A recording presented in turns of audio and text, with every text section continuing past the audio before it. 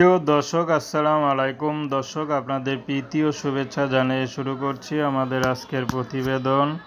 তো দর্শক, আজকে আমরা এক অসহায় মেয়ের গল্প তুলে ধরব, যার নাম হচ্ছে জান্নাতুল ফাতেহা। জান্নাতুল ফাতেহার বাবা আছে, ছোট একটা বোন আছে, কিন্তু তার মা নেই, কারণ তার মা অনেক আগেই মারা গিয়েছে। তো জান্নাতুল এখন ইউটিউবে এসেছে মূলত বিয়ে শাদীর জন্য, কারণ জান্নাতুলের এখনও বিয়ে শাদী হয়নি। তো চাচ্ছে ভালো একটা জীবনসঙ্গী, যে তাকে একটু ভালোবাসবে, ভালো রাখবে, তেমন একটা মানুষ পেলে জান্নাতুল বিয়ে শাদী করতে রাজি আছে।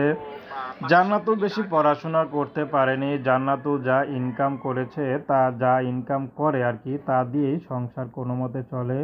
তার বাবা তার মধ্যে খুব অসুস্থ।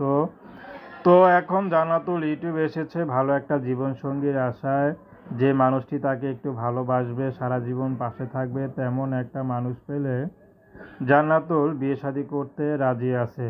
জান্নাতুলের ব্যক্তিগত কোনো পছন্দ নেই, জান্নাতুলকে যে ভালোবাসবে তাকেই বিয়ে করবে, তার চেহারা বয়স যেমনই হোক।